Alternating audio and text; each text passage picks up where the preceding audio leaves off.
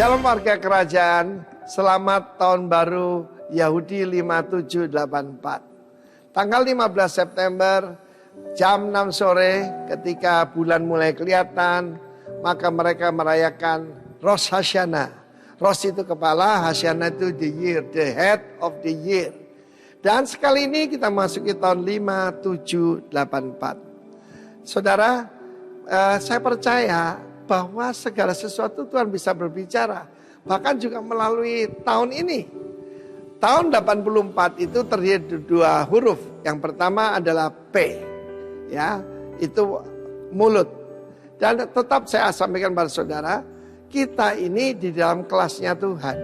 Jadi di dalam memerintah bersama Tuhan, yang penting itu apa yang kita ucapkan. Kalau kita ucapkan yang positif terjadi, ya. Kita lihat bagaimana Yesus mempergunakan kuasa yang dari mulut. Ketika ketemu dengan orang sakit, dia berkata, "Be healed," jadilah sembuh. Dia berkata kepada yaitu orang buta, "Melihatlah." Dia berkata pada telinga yang tuli, "Terbukalah." Dan kepada anak Yairus yang mati, dia berkata, "Talita kumi." Ya, Talita kumi. Dia bergerak dengan kuasa daripada Bapa. Kalau kita dalam nama Tuhan Yesus. Dan itulah yang dilakukan oleh Petrus, yaitu mempergunakan kuasa dari Yesus itu juga dengan perkataan. Ketika hadapi Dorcas atau Tabita yang mati, dia berkata, "Tabita kumi, bangkitlah." Nah, kemudian syaratnya adalah dalam huruf yang kedua, angka 4 itu dalam aksara Yahudi adalah Dalet. Ya, kalau yang bulan lalu itu adalah kita Gimel. Gimel itu gambaran pada camel ya. Dan itu seperti orang kaya yang mengejar orang miskin untuk menolong. Yang mengejar orang miskin untuk menolong. Salah satu berita yang saya sampaikan, The Good Indonesian, ya. Jangan cuma The Good Samaritan, ya. Tetapi kita lihat dalam huruf ini, kalau saya perhatikan hurufnya, itu ada telinga, ya. Yang di atasnya itu ada satu tanda begitu. Dan seperti orang miskin yang membungkuk. Orang miskin yang membungkuk. Miskin gambaran rendah hati. Untuk bisa enter into the door, karena tahun depan ini the year of open door. Saudara sudah memasukinya. The year of open door, ada banyak door of opportunity, ada banyak pintu-pintu kesempatan, pintu-pintu yang baru yang kita masuki, tapi hanya orang yang rendah hati diizinkan masuk oleh Tuhan. Dan itulah suatu kunci. Tuhan berikan kunci-kunci kerajaan Allah kepada kita. Dan salah satu kuncinya jelas sekali adalah rendah hati. Dan itu gambaran orang tertindas. Saudara lagi tertindas hari ini, jangan khawatir. Ada kesempatan baru yang Tuhan berikan kepada kita. 5784. Jadi sekali lagi tetap rendah hati. Dan saudara bisa melihat dengan iman pintu kesempatan yang Tuhan sediakan. Dan perhatikan ada telinga di sana. Berulang kali dalam kitab Wahyu dikatakan, barang siapa bertelinga adalah dia mendengarkan. Dan setiap kali Yesus mengajar, bagi mereka yang mendengarkan dia di situ. Salah satu alat paling penting bukan cuma mulut tapi telinga kita. Dan juga sikap hati kita ya. Jangan lupa kalau ada orang menghadap raja, dia akan berkata, "Your grace." Itulah sikap kita kepada raja kita Yesus Kristus. Dan dia adalah tetap kasih karunia luar biasa. Tetap berlaku atas kita semua. The year of empowering grace tetap berlaku. Tuhan memberkati kita. Amin. Kita masih tetap pada tema tahunan gereja kita. Pada minggu ini, yang minggu lalu sudah disambung oleh Bapak Penatua senior kita dengan 4M itu. Kita memulai, memperbaiki, membangun, dan kemudian melakukan, dan seterusnya. Pada tema yang tetap di seluruh RIM, Love that change the world. Jadi kasih yang mampu mengubah dunia. Ayat emas kita itu memang saya coba zoom juga kurang terang, tapi saudara nanti bisa tahu itu adalah Kolose pasal pertama ayat yang ke-6. Itu diambil dari NET, tetapi saya juga akan ambil dari terjemahan yang lain. Yang di tengah-tengah itu di banyak rekan-rekan GPI Rock seluruh Indonesia itu diganti wajah pengkhotbahnya masing-masing. Ya kan, karena itu kan gambar yang bisa diubah. Tapi saya dapatkan sesuatu dari Tuhan yang di tengah-tengah itu, semula saya ngomong ke Pak Sugiarto, subnya adalah true love. Tapi kemudian saya sempat diskusi dengan anak saya, karena yang saya maksud adalah kasih sejati yang satu-satunya. Maka kemudian diralat ditambah the true love. Jadi kasih yang hanya satu-satunya, tidak sembarang kasih sejati. Itu maksudnya ya, yang hanya satu-satunya. Itulah yang akan mengubah dunia. Akan saya bagi 3 ini, pengertian tentang ini, kemudian contoh yang ada, kemudian nanti singkat di belakang, bagaimana kita caranya. Hidup kita itu bisa memiliki itu. The true love. Kasih yang benar-benar. Kiranya ini bisa memberkati kita semua. Yuk kita kencangkan ikat pinggang, kita jalan. Ini berasal dari ayat emas yang berlaku di seluruh Indonesia. Pembacaan ayatnya saya ambil dari firman Allah yang hidup. Berita kesukaan, yaitu Injil itu, yang telah saudara dengar itu dan juga kita dengar, sedang menyebar ke seluruh dunia. Oke, mulai dari abad pertama ketika dideklar oleh Tuhan Yesus, di mana-mana, inilah yang kemudian menjadi tema kita, di mana-mana Injil kasih karunia itu mengubah kehidupan orang. Love that change the world. Inilah satu-satunya kasih sejati yang Paulus tulis kepada jemaat Kolose. Kasih inilah yang sekarang lagi tersebar ke seluruh dunia itu, yang mengubah kehidupan orang.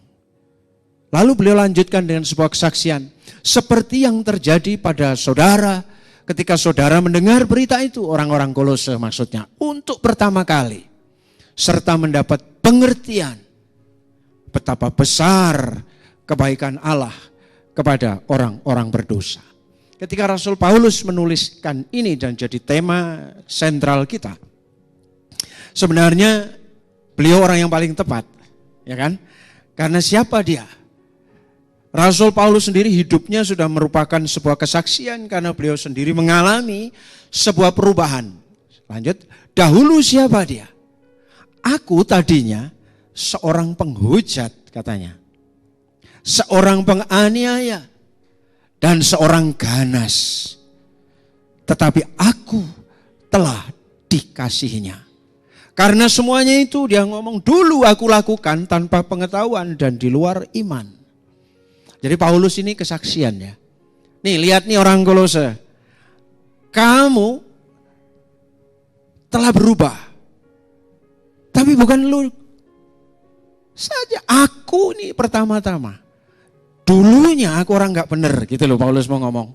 Tapi karena the true love, karena kasih yang sejati itu orang yang ganas seperti aku, sekarang saya malah telah dilimpahi rahmat Tuhan, kata Paulus. Apa itu?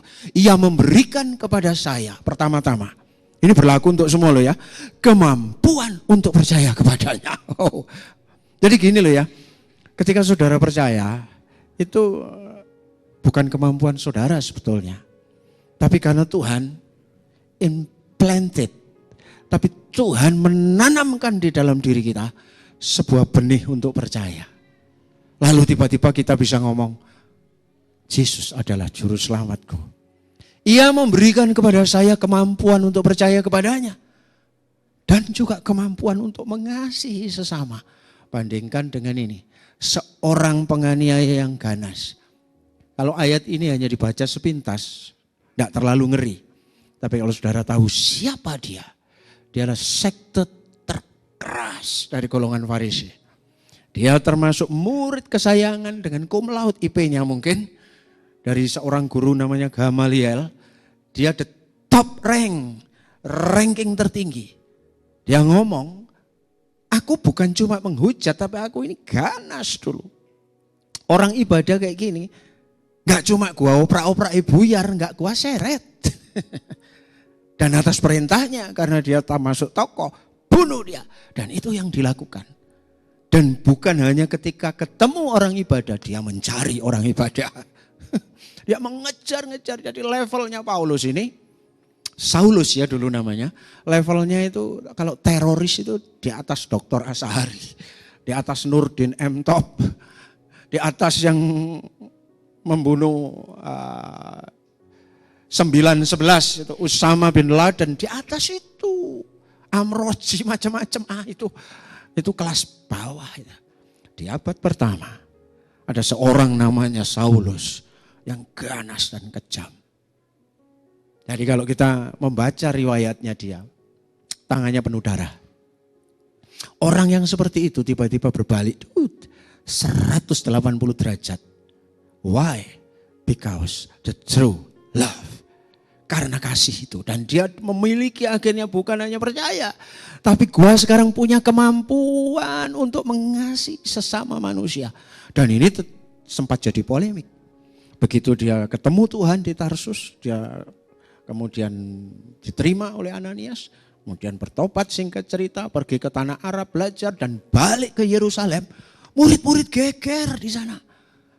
Apa-apaan nih? Ini dulu penganiaya. Orang Kristen mula-mula curiga kepada dia. Tidak mau terima Paulus. Sampai akhirnya ada Barnabas dan lain-lain yang pasang badan. Tidak, aku tahu. Dia sudah berubah dan seterusnya. Baru berikutnya dia mulai diterima. Sampai Mir-Miren. Bayangkan kalau hari ini Mir-Miren. Di sini kemudian ada Nurdin M. Top ibadah kita. Kita mesti ngelirik. Ojo-ojo plang, orang meledos. Wajar kan? Itu yang dialami Paulus. Tapi kemampuan itu diberikan juga bukan ke aku katanya. Nah inilah, kemampuan ini akan diberikan kepada kita semua. Haleluya. Yang sudah bersatu dengan Kristus. Tepat kiranya ini kan di empowering kita di bulan ini. Ya, love that change the world. Karena mengubah Paulus dulu. Kemudian dia bertransformasi oleh anugerah Tuhan. Nah, luar biasa ya Paulus ya. Inilah kasih yang mengubah itu. Apa itu sebabnya? Itu bukan kasih biasa. Ini saya balik lagi ke sini. Inilah the true love itu. Ayo kita sebentar dulu sini. Kasih model apa sih ini? Ini adalah kasih yang dulunya sempat memang menjadi berita umum dalam sebuah standar lama. Musa dapat ilham Tuhan, jangan kau menuntut balas, jangan menaruh dendam terhadap orang sesamamu, melainkan kasihlah sesamamu manusia. Perhatikan tebal kuning, seperti dirimu sendiri. Lalu titik koma, sebuah deklarasi, akulah Tuhan.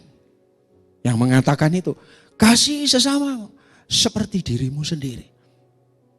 Dulunya, ini yang kemudian menjadi kebenaran umum. Ini muncul di awal-awal. Dan ini banyak diadopsi, percaya deh. Hampir semua kepercayaan di dunia akhirnya paham ini. Sampai pun orang Jawa itu ada ngomong, kalau kamu tidak mau diganggu orang ya jangan ganggu orang. Kan gitu toh. Itu adalah turunan dari ini. Apa yang ingin orang lain diperbuat padamu, perbuatlah demikian. Ojo ganggu uang, gak kepingin diganggu dan seterusnya. Berbuatlah baik dan seterusnya dan seterusnya. Hampir semua religi di dunia menyerap ini. Tapi faktanya sampai zaman Kristus pun gagal. Itu menjadi kebenaran umum. Maka oleh karena kasih Tuhan di bulan lalu, standar lama ini sebetulnya diubah oleh Tuhan. Di sini saya tidak cepat. Dinaikkan standarnya menjadi standar baru ketika Yesus mengatakan, aku memberikan sekarang perintah baru kepada kamu, yaitu supaya kamu saling mengasihi, tapi ukurannya dirubah. Perhatikan, kalau yang lama kasih suamimu, anakmu, sesamamu, orang yang membenci kamu, seperti kamu mengasihi dirimu sendiri. Kalau sekarang tidak, sama seperti aku telah mengasihi kamu. Sadar nggak di sini ya? Ada perbedaan. Kalau dulu mengasihi orang lain itu standarnya awake dhewe. Seperti kamu mengasihi dirimu. Tapi sekarang karena itu nggak akan pernah bisa dicapai. Sudah perintah baru aja yang muncul. Kalau kamu ingin mengubah, mengasihi orang, jangan pakai standarmu sendiri. Nih, sama seperti aku telah mengasihi kamu, demikian kamu harus saling mengasihi. Inilah kasih itu. Sehingga sekarang nggak ada bantahan. Kalau standarnya yang masih lama, gak bisa toh. Makanya Petrus, Bapak Embala senior kita sudah ngomong beberapa minggu yang lalu kan. Kesalahan Petrus adalah menghitung kesalahan orang. Karena dia masih pakai standar lama. Mengasihi orang itu harus berapa kali sih Tuhan ngampuni orang? Ya karena dia ukur diri sendiri. Gue hanya bisa ngampuni orang itu mau maksimal 3 kali kan. Bisa awas kon, ping pindo. Awas kon ngantek ping telu. Kenapa sih kok mesti begitu ya di mana-mana ya? Karena apa? Standarnya diri sendiri. Orang itu terbatas. Semutnya tidak yo ngelawan. Apa meneh aku? Nah ini jadi pembenar. Bahasa Jawa lebih lucu meneh. Tetelane lho tidak lho. Ngelawan, ceket. Apalagi gua. Salahnya di mana? Salahnya karena Anda memakai standarmu sendiri. Sehingga ekspresi kita kepada orang lain tergantung kepada apa yang aku dapat dari orang lain. Sama Tuhan dirubah men hari ini. Standarnya bukan lagi lu. Kamu harus mengasihi orang lain bukan seperti kamu mengasihi dirimu sendiri. Tapi seperti aku mengasihi kamu mati wis. Airah. Kekunci kita di sini. Kasih seperti inilah yang akan mampu mengubah dunia. Kebenarannya Pak hari ini. Kalau engkau hampir-hampir tidak bisa mengasihi orang yang memang menggelno itu. Anda harus naik standar. Minta kepada Yesus. Please give me the true love. Katakan amin. Anda tidak akan pernah bisa loh. Orang Kristen yang udah ikut Kristus jangan pakai standar lama. Kau akan luka terus. Dan tidak pernah sembuh. Karena itu terbatas. Sekarang Anda harus pakai standar baru. Ketika engkau mulai gak kuat, lihat Kristus. 3 salib di Golgota yang di tengah berarti buatku. Ketika engkau sudah sumpah, Tuhan orang ini gak bisa ini terus-terusan kayak begini. Tiba-tiba engkau mesti ingat kasihnya, ingat kebaikannya dan anugerahnya, selamatkanku. Udah, selesai. Lu itu pantas ah. Saudara, standar baru inilah yang disebut the true love. Baru inilah yang bisa mengubah diri kita dan mengubah orang lain. Dan itu apa? Itu hanya bisa didapat oleh orang-orang yang sudah ada di dalam Kristus, yang di dalamnya ada Roh Kudus. Karena the true love itu tidak bisa diproduksi oleh diri sendiri. Nanti akan saya terangkan di bagian tengah, menarik sekali saudara. Itu hanya hasil buah roh. Jadi sekarang mulai kelihatan dengan hubungannya. Kasih yang sesungguhnya itu, yang ada dalam diri Paulus, yang ada dalam diri Kristus, itu pun adalah buah roh. Yang memampukan dia. Ingat malam waktu di Getsemani, hampir-hampir Kristus itu desperate dan dia ngomong enough. My Father, enough. Tuhan cukup, aku tidak mampu. Kalau boleh cawan ini lalu. Perkataan apa itu? Itu dagingnya Yesus. Jiwanya Yesus yang begitu berat. Tapi puji Tuhan, Roh Kudus mendorong dia. Tapi kehendakmu jadilah. Saudara, hanya Roh Kudus saja yang mampu memproduksi the true love dalam hidup kita. Jadi inilah kunci penting sebetulnya. Kenapa orang tidak bisa mengasihi? Nanti jawabannya gampang aja. Jangan-jangan Roh Kudus tidak dihormati dalam hidupnya. Jangan-jangan Roh Kudus tidak diberi tempat. Karena salah satu tanda utama bahkan dari buah roh itu adalah kasih, selain sukacita, damai sejahtera, kesabaran, kemurahan, dan selanjutnya ayat 23 tidak saya lanjutkan. Karena saya hanya perlu satu ini. Kasih yang sejati itu hanya bisa diproduksi oleh Roh Kudus. Inilah kasih yang mampu mengubah. Ia tidak diproduksi secara alami. Nanti saya terangkan, ada banyak orang yang secara alami bisa memproduksi kasih. Even dia non-Kristen. Ya. Sorry itu saya agama-agama yang lain. Bahkan kalau saudara lihat perbuatan mereka jauh lebih baik dari orang Kristen. Yang tidak penuh Roh Kudus maksudnya. Dari mana itu? Secara natural orang bisa baik loh. Bisa welas asih. Bisa panjang sabar. Bisa gampang mengasihi orang. Bisa pemaaf. Bisa full generous. Waduh, bisa sangat memberi, loman tidak karu-karuan. Bisa. Kalau dia lahir dari keluarga baik-baik, dididik baik-baik. Orang dari sononya memang sudah baik begitu. Tapi bukan itu yang dimaksud, nanti kita lihat. Kasih yang mengubah itu. Harus kasih yang dihasilkan oleh Roh Kudus. Terus harus dimiliki oleh orang-orang yang sudah terima Kristus. Berarti saudara-saudara ini.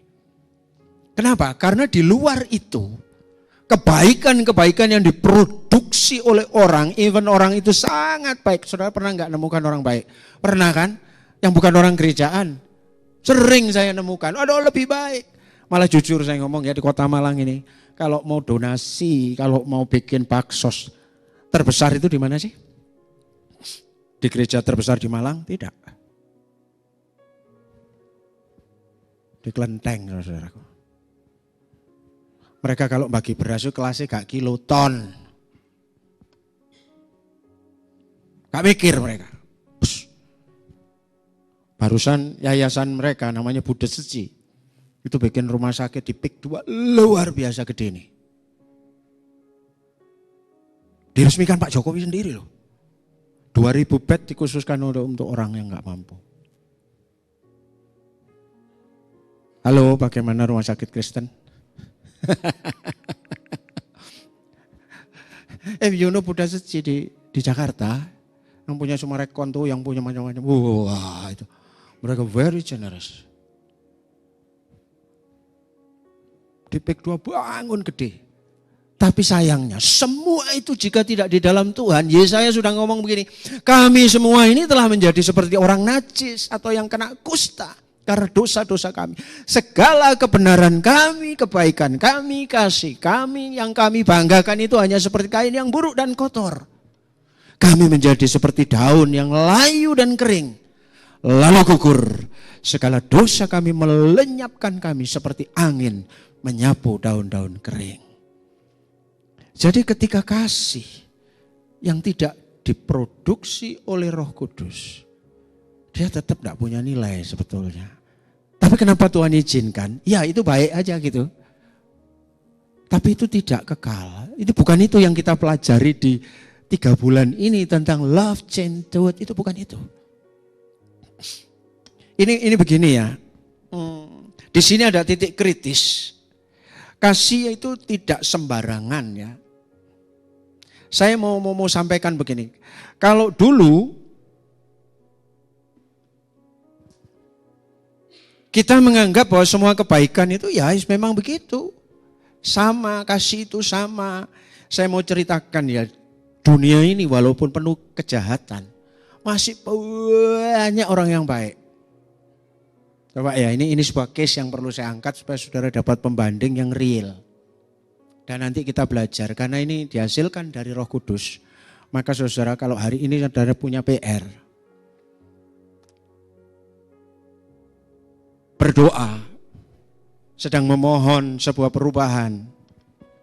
Entah itu anakmu, suami, istri, tetanggamu, atau bahkan siapapun di kantor tim saudara yang dikandani gak kena sulit berubah dan lain-lain.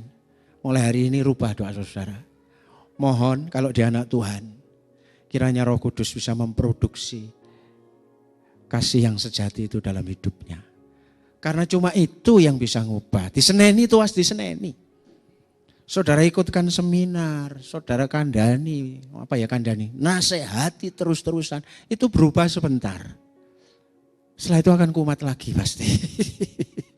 Kalau dia tidak tersentuh yang namanya the true love ini. Itu loh maksudnya. Jadi ini kita mesti belajar. ngerti positioning. Jadi tidak cukup cuma baik. Ada kan orang saya panggil ya, pernah saya ikut di rumah. Ya mungkin kalau sekarang panggilannya itu empek ya, kakaknya papa mama. Dia itu ke masjid enggak, ke gereja enggak, ke kelenteng enggak, di omah tok iku wis. Kalau saya ke gereja, ayolah ibadah. Gak wis aku ndek kene sing penting gak ganggu wong.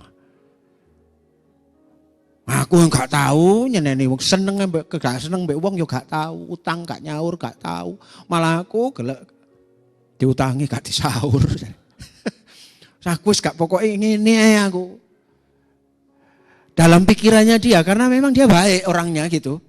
Dan dia merasa apaan tuh? Gak level kebaikan itu. Saya pun belum ngerti kebenaran ini.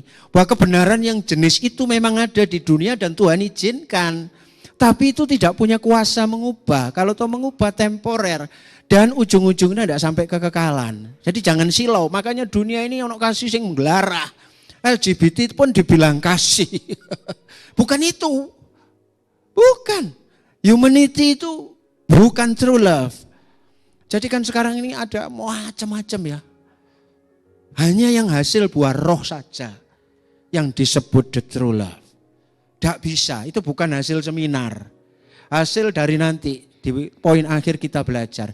Dunia itu walaupun penuh orang jahat, sesungguhnya dunia ini juga penuh dengan orang baik loh saudara. Nah ini terlalu kecil ya. Ayo belajar sebentar. Di dunia ini dikenal ada yang namanya filantropis. Filantropis itu orang yang hobinya nyumbang. Hobinya donasi. Senengannya donasi. Dan di Amerika itu sudah ada namanya the American who give the most to charity in 22. Tahun 2022 itu di ranking dan setiap tahun. Ini saya ambil dari New York Times. Itu mereka ngomentari tahun 2022 itu terjadi penurunan sumbangan orang-orang Amerika. Tapi tahun 2022 para penyumbang filantropis ini sampai menyumbang sampai 14 miliar dolar.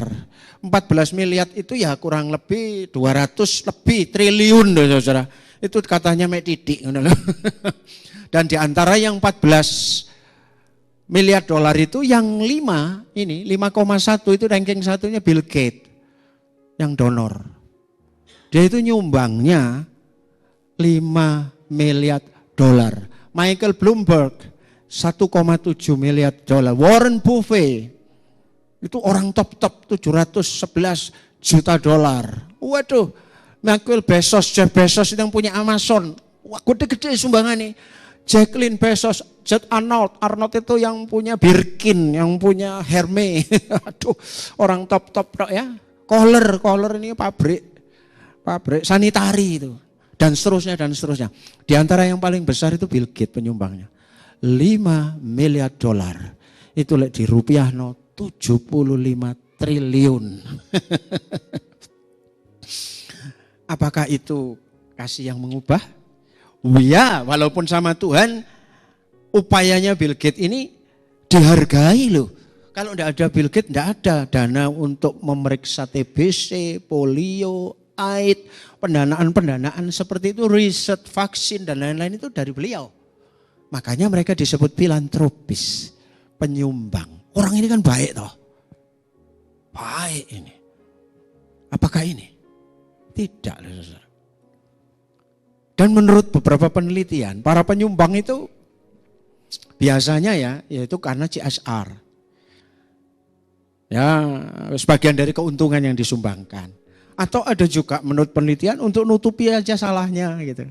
Atau memang ingin jadi orang baik gitu dan seterusnya. Apapun alasannya, tapi satu hal. Para filantropis ini walaupun diizinkan oleh Tuhan untuk nyumbang 75T itu untuk Bill Gates itu cuma rebelane doang. Dia tetap kaya raya. Kekayaannya saudara tahu 100 paling sedikit 100 miliar dolar. Kekayaannya dia. Berarti 1.500 triliun. Berarti 5 kali kekayaannya orang terkaya di Indonesia. Iya, Budi Hartono yang bosnya BCA itu cuma punya 350 T. Tapi itu terkaya di Indonesia. Bill Gates itu 1.500 T. Dadi lek nyumbang sakmono iku itu ya mek kriwilane tok. Itulah filantropis. Dia memberi dari karena memang dia punya banyak. Dan banyak hal, bahkan menurut penelitian di Amerika, tidak semua filantropis itu berkarakter baik. Hari ini kita mendengarkan yang suka baca-baca, Sergey Brin, pemilik, malah gosip ini enggak bisa. Itu terlibat banyak kasus. Elon Musk juga begitu, orang terkaya sekarang. Nah, singkat cerita, filantropis pun itu bukan the true love sebetulnya yang ingin saya bagikan pada saudara itu gitu loh. Mereka masih kaya raya. Tapi orang baik mereka. Di sekitar kita banyak itu. Kalau saudara pergi ke daerah-daerah, ada yang dari agama sebelah, ada apa-apa bagi duit di dom-dom dong ini loh. Baik mereka. Bukan itu gitu. Itu ada lagi kelasnya selain filantropis yang disebut altruis. Altruis itu gini loh. Orang yang memang selfness sampean. Dia kalau nyumbang itu habis-habisan. Untuk dirinya sendiri pun sampai gak ono. Nah ini altruis. Altruisme namanya. Itu altruis. Ada orang namanya Osceola McCarthy. Di situ masih ditulis filantropis karena sebelum wawancara. Siapa dia? Saya ceritakan singkat. Neneknya dia seorang washerwoman, tukang cuci baju punya tetangga, melarat banget. Ibunya pun tukang cuci baju. Kelas 6 SD, umur 8 tahun dia ditinggal mati ibunya. Osceola McCarthy ini.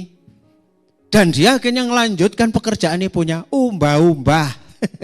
Umbah-umbah dek tonggo kanan kiri dijopok. Wah, zaman dulu gak ada laundry, dia yang nyuci. Dia mencuci baju itu seumur hidup.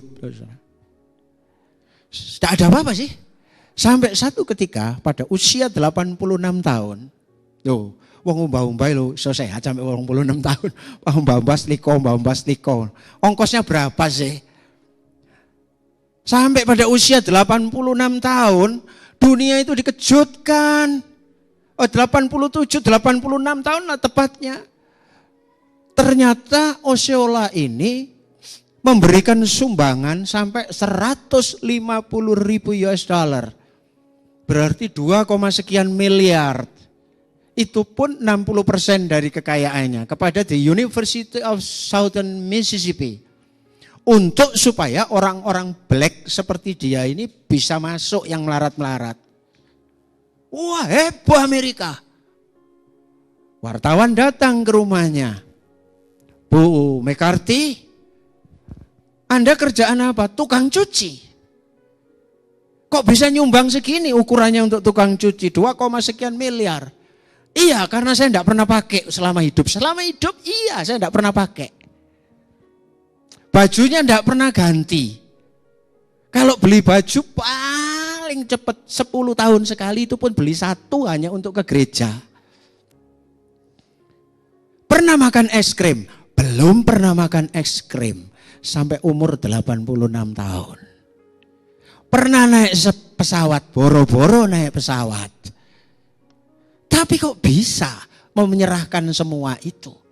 Ya itu, memang saya pengen aja supaya orang-orang kulit hitam yang lebih melarat dari saya bisa kuliah. Baik enggak dia? Baik. Oleh karena itu dia dipanggil oleh Bill Clinton waktu itu untuk terima bintang Mahaputranya Amerika. Itu pertama kali dia ke Washington DC naik pesawat. Sekarang University Southern Mississippi Osceola McCarthy Scholarship ini bisa membiayai banyak orang. Altruis ini namanya. Gaya awake dhewe sampai enggak entek-entekan. Apakah ini true love? Pertanyaannya.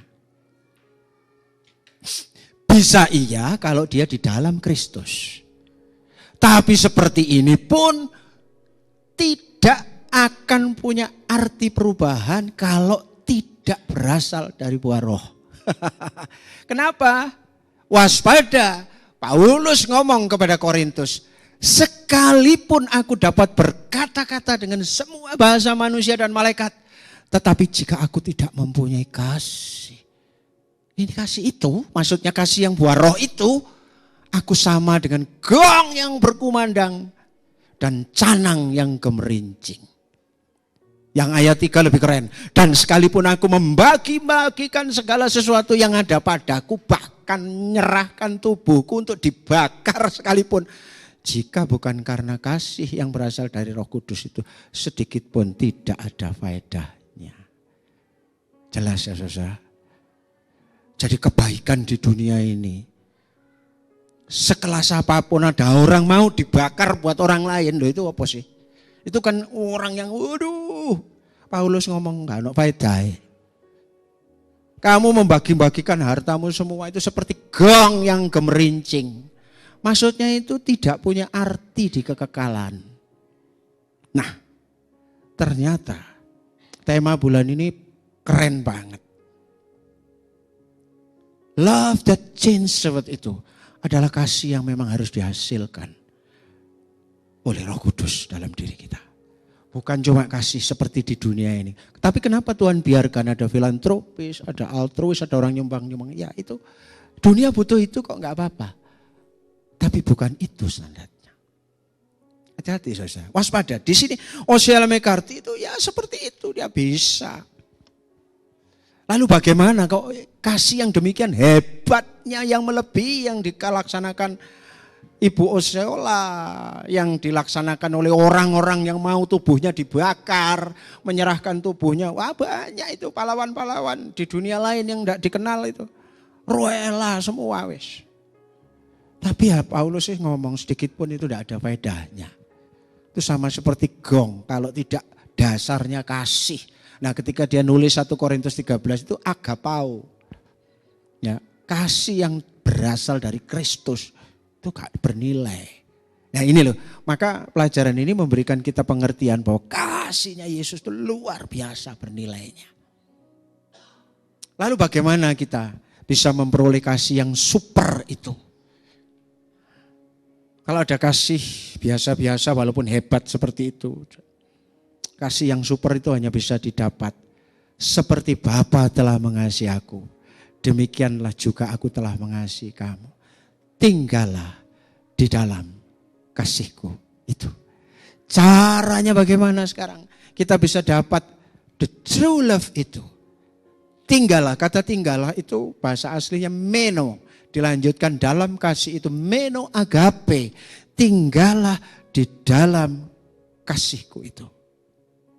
Nah, ini bukan kasih yang karena karakternya dia baik. Memang orangnya baik dari sono karena dididik dengan baik. Karena punya loman katanya. Itu baik. Tapi bukan itu. Gitu. Tapi ini kasih yang bisa mengubah. Betul-betul. Ini bicara soal apa sih? Ini bicara soal keintiman dengan Tuhan. Bagaimana kita menghargai dan menjadikan Tuhan dalam hidup kita. Tinggal dalam kasih Kristus itu, kita mau spending time untuk Tuhan. Ayo hari-hari ini. Kalau engkau kepingin punya kasih itu, dan kasih itu akan mempengaruhi dirimu sendiri dan juga mengubah orang lain. Kita perlu punya kasih yang ini. Dan itu hanya bisa didapat, tidak bisa di tempat lain, hanya di dalam keintiman dengan Tuhan. Yesus ngomong kok, tinggallah dalam kasihku itu. Petrus berkata, hormati dia sebagai Tuhan. Roh Kudus yang tinggal dalam kita itu, orang itu kan gini ya, kenapa orang itu bisa suka dengan kita, dekat dengan kita, suka berhubungan dengan kita. Kita sering ngomong begini, orang itu ya walaupun tidak punya, walaupun tidak berpendidikan tinggi, yang penting itu diuwongno kan begitu ya. Kita sering kalimat itu pernah dengar ya. Orang itu bisa disukai orang karena orang ini nguwongno wong, tidak sombong. Siapapun yang dihadapi mesti diorangkan. Apa sih artinya mengorangkan itu? Mengorangkan itu ya menganggap dia setara dengan kita sebagai pribadi yang diciptakan Allah. Dia tidak lebih rendah dari kita gitu loh. Itu diwongke. Orang diorangkan itu paling seneng. Tidak peduli berapa stratamu. Tapi bagaimana dengan Roh Kudus dalam diri kita? Kadang Roh Kudus tidak kita tuhankan. Makanya Petrus ngomong, tetapi di dalam hatimu hendaklah kalian memberikan kepada Kristus penghormatan yang khusus yang sesuai dengan kedudukannya sebagai Tuhan. Cara kita untuk dapat yang namanya kasih yang sungguh-sungguh, hormati dong Roh Kudus dalam hidup kita. Tinggal dalam kasih itu menghormati Roh Kudus. Sadar enggak saudara? Dalam diri saudara ini sudah ada Roh Kudus. Tapi sejauh mana kita menghormati dia sebagai Tuhan dalam hidup kita. Sejauh itu dia akan mengimpartasikan kasihnya. Tiba-tiba saudara bisa punya kasih yang indah. Tiba-tiba engkau jadi orang yang betul-betul bisa seperti Kristus. Bayangkan itu. Akan semakin maksimal bekerja ketika kita benar-benar menjadikan dia sebagai Tuhan dalam hidup kita. Apa sih artinya menghormati Roh Kudus sebagai Tuhan? Ya apa-apa. Ayo wes hari ini siapa yang terakhir ngomong-ngomong dengan Tuhan? Nah ya enggak perlu nih. Saya 3 kali Pak sehari Pak. Mangan awan, mangan sarapan, mangan awan, mangan isuk, mangan bengi. Bukan itu. Itu absen namanya, saudara. Itu artinya apa? Kita selalu dalam hormat dan takut dengan dia. Bahkan ketika kita mau marah saja, kita bukan takut kepada orang yang kita marahi. Tapi sungkan dengan Roh Kudus dalam diri kita. Yang kena pertama itu siapa? Kalau kita marah. Apakah orang yang kita marahi? Kita diselip orang, gak ketok matamu. Itu bukan dia. Sing gembrepek kuping iku Roh Kudus. Omongane Andreas rek. Tapi kita enggak sadar kan. He dwelling in us. Roh Kudus itu di dalam kita. Lalu kita ngegosip. Baik pakai gadget maupun omongan itu loh. Yang dengar pertama siapa? Roh Kudus. Ketika engkau ingin berpikir tidak benar, yang ngerti pertama siapa? Roh Kudus. Ketika engkau akan do something yang baik sekalipun, sedang membuat sebuah planning pekerjaan, sebelum engkau explain to others, sebelum menerangkan kepada atasan, bawahan atau siapapun, aku gak dijawab omong rek. Kalau saya jadi Roh Kudus tak jiwit kan. Aku gak dijak rundingan rek. Gue disepelein. Ntar ya. Kalau udah kena batunya pasti nyari gue. Emangnya gue pikirin, wah kalau saya Roh Kudusnya gitu. Dia tidak begitu. Dia butuh kita untuk selalu dekat dengan dia. Saya tidak bisa ceritakan lagi lebih detail bagaimana itu tinggal dalam kasih. Segala sesuatu harus. Daud itu ngomong, betapa rumitnya pikiran. Kalau tuh aku pergi ke gunung, memakai sayap Raja Wali, engkau ada di sana. Ketika aku mau terjun ke dunia orang mati, sudah paling bawah supaya tidak ketahuan orang, engkau pun ada di sana. Tidak ada kita yang bisa lari dari hadirat Tuhan. Tapi sudahkah kita berikan dia penghormatan khusus sebagai Tuhan dalam hidup kita. Kadang-kadang pegel mbek anak itu loh Tuhan di uring-uring pisan. Kadang-kadang hanya karena pekerjaan yang fana. Saya ngomong begini bukan berarti gak ada masalah di kerjaan. Banyak numpuk. Tapi kadang-kadang mau baca firman itu Tuhan, sorry ya Tuhan. Utakku wis bak sedino iki mang Tuhan. Please, beri dia penghormatan khusus. Kadang pegel dengan seseorang. Tiba-tiba dia tidak terpikirkan lagi. Apalagi kemudian kita melonjak lagi. Sorry gua gak ngelayani dulu. Bahasanya itu bahasa rohani yang sarang. Sorry Pak Andreas, saya lagi masuk sabatika. Waduh. Sabatika itu minta waktu khusus sendiri dengan Tuhan. Tak selidiki kena apa. Tibanya pegel mbek wong liya. Gini loh, kita tidak punya ruang, the private room untuk Tuhan. Kuncinya cuma begitu. Apapun yang terjadi di luar kita, harusnya dia ada di tempat terbaik dalam hidup kita. Hanya karena gak cocok sama Andrea, saya lo gak ngelayani. Gak nyang gereja. Gak Tuhan-Tuhanan. Apa hubungannya? Artinya kita sedang menurunkan derajatnya Tuhan dengan relasi antar manusia. Oh my God. Yuk kita berusaha jujur ya. Makanya kita itu belum bisa memiliki kasih Kristus. Karena apa? Terlalu campur aduk hati kita itu. Apalagi saya ini selalu di tempat saya itu padat karya. Padat karya itu banyak orang. Di bawah saya itu hampir 400. Yang kita mulai dari chapter kantor-kantor itu. Ya tentu toh wong 2 kepala aja sudah pusing. Apalagi 300 kepala lebih.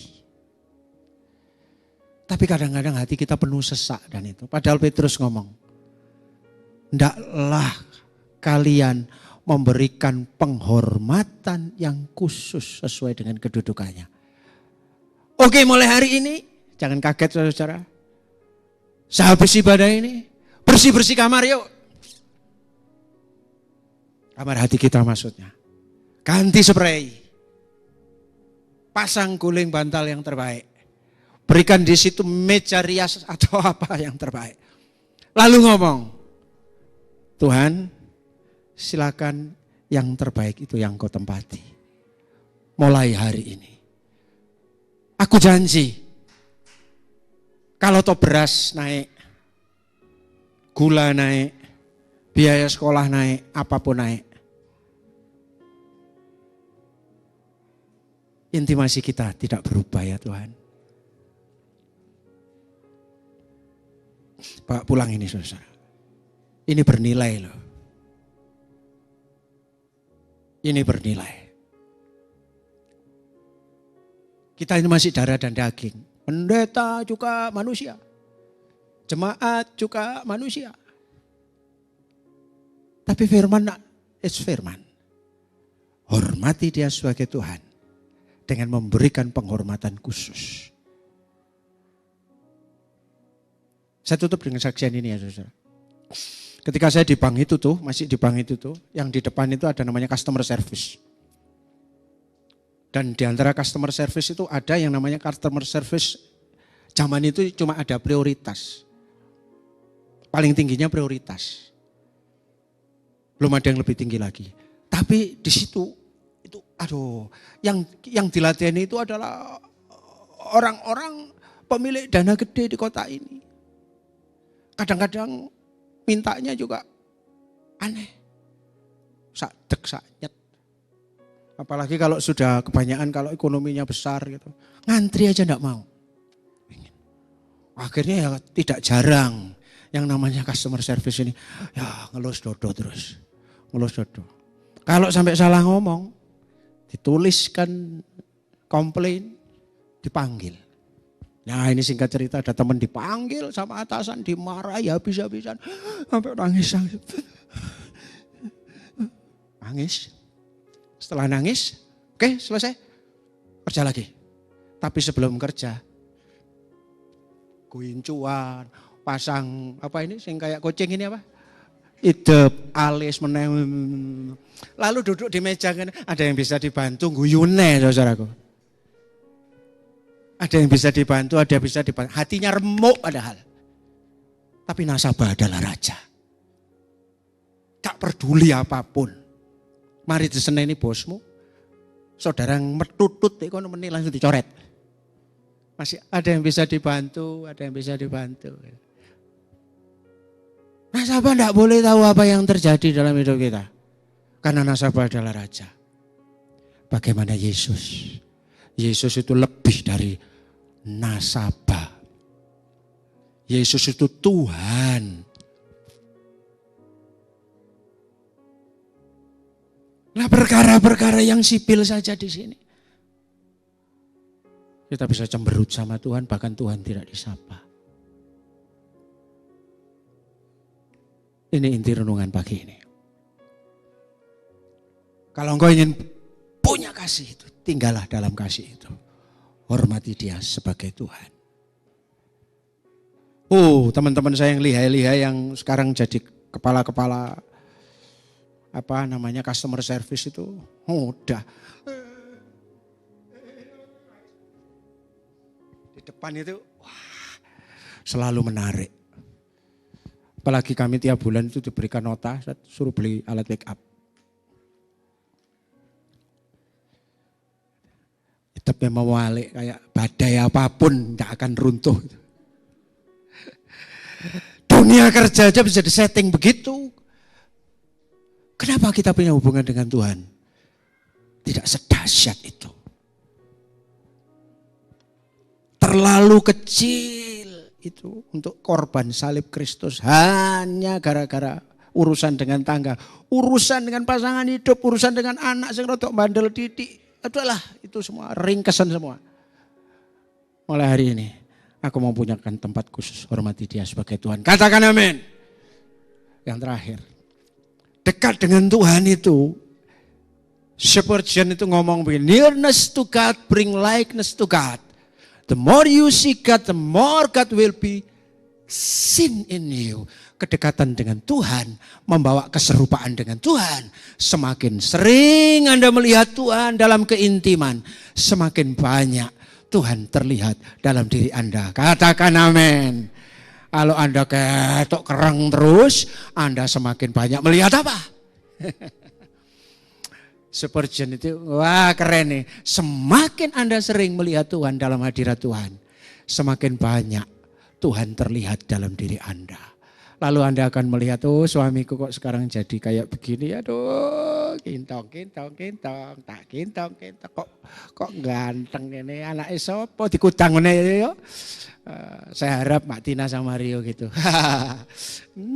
Terus kulihat di wajahmu kemuliaan Raja, ku kasihi kau dengan kasih Tuhan. Semakin sering Anda bersekutu dengan Tuhan, Anda akan makin terlihat kemuliaan Tuhan dalam diri Anda.